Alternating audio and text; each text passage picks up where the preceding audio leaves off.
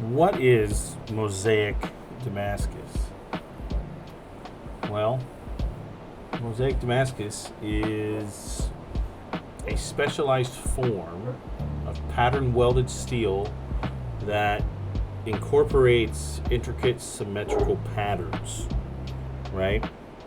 And when you're doing this traditionally, you're taking a traditionally stacked billet, welding it, cutting it, turning it, and then welding it back together, and then forging it in very specific ways to form predictable patterns. All right. Now, Mosaic Canister Damascus, which was experimented with and developed in the mid 1990s by a blacksmith and bladesmith by the name of Edward Shemp. And what Mosaic Canister Damascus allows you to do is to specifically set up those patterns without forge welding them, without having a specific forging technique to gain those patterns. Whether you're doing a single canister or you're doing a canister with a quad stack and then another quad stack, it doesn't matter. You don't have to go through that whole process of quad stacking it to get the desired outcome.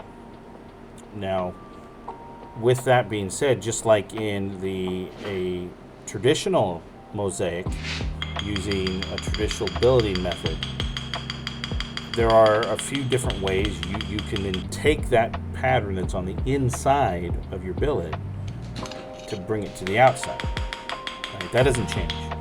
You can do the accordion cut, which we'll see here in this video. You can do a twisting method, where then you cut the sides off, and if you want to look that up, you can look up the Ukrainian bladesmith Sharap, and you can also use the tiling method. And if you want to see how that's done, I would strongly advise that you go YouTube search Kyle Royer. He's a master smith out of Missouri. Excellent smith out of Missouri. Does super cool stuff, and he uses the tiling method more often than not. Almost 100% of the time, if I'm not mistaken. But when Mosaic Canister was being developed, it was basically out of necessity to, one, set oneself apart from everybody else, two, to make mosaics faster, right? Because it's considerably faster than the traditional billeting method, where you take bar steel and forge weld it together and then cut it and stack it, forge it in different ways to make the layers conform to how you want the pattern to be, and then you continually do that, and then you get the pattern gets smaller, and you still keep stacking it next to each other and using filler material to then build your billet back up in between each of those stacks, just like we see here in this video. But what I like and love about canister in general is it's non-atmospheric, if I could speak. And what that means is that you don't need a flux material.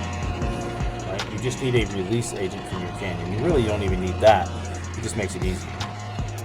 Anything with you can use stainless steel foil, you can use paper, you can use spray paint with titanium oxide in it,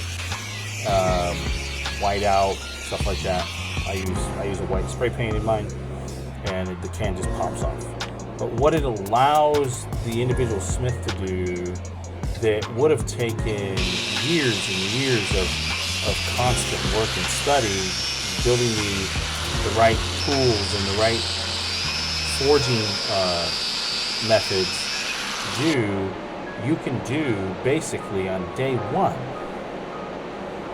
You don't need this huge amount of experience to be able to create a beautiful piece of art, and which some people argue that, well, it kind of diminishes, the everybody else. Well, no, it doesn't, because when you're doing it, there's still a lot of technique involved in getting that perfect symmetrical pattern. Like with me right here, I'm not worried about it being symmetrical. I'm just trying to make something cool, right? And my pressing dies, they aren't exactly precise, and the methods I use is not, like the accordion cut, it distorts it. The tiling method is way better when it comes to making something highly symmetrical. So what it allows people to do, it allows the master smith as well as the novice smith to put out the same, categorically speaking, the same type of Damascus. Now, you'll be able to see a difference in a master smith versus a novice smith's product on the back end, but it allows that person to get in there and start making, rather than, let me back up here a little bit. The fact is that I'm not saying that years and years and years of study is a bad thing, because it is not. I've been doing this for 15 years, and having the knowledge behind that 15 years affords me is, truly important. But what I am saying is that canister allows a novice smith to start exploring much easier. All right? It allows that person that maybe only has a year of smithing under their belt to go out there and make something that is really cool looking,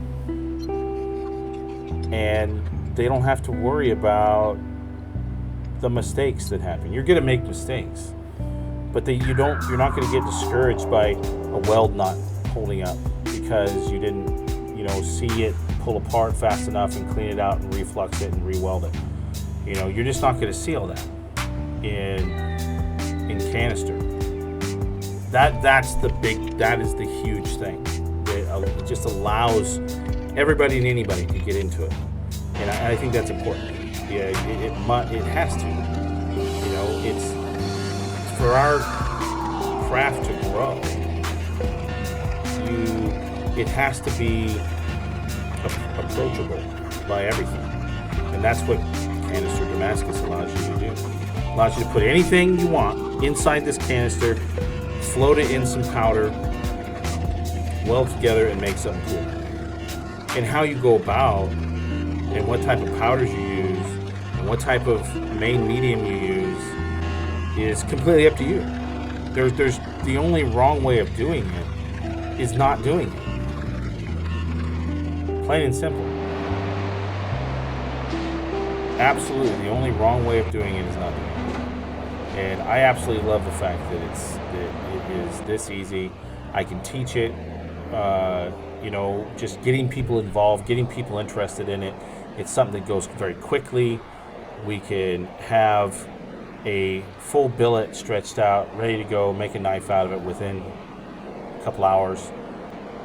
And people get to see it, touch it, feel it, taste it. Like they get that experience right then and there. And then it allows me also to sit here and not spend huge amounts of time on shooting a video. And I can get to this stage. Now, this took me about 3 days to do. But that was just, doing other things, get a forge, we anneal. When you're doing all these cut and stack, quad stacks and everything, you want to make sure you're annealing your product fully because each one of these forging sessions built in a lot of pressure. So it's just a great thing, and I truly appreciate the development of this. I was in the craft of blacksmithing and bladesmithing, and hopefully you guys appreciate it too. Hopefully you guys enjoyed the video. I enjoyed making it. Stay safe out there. Be well.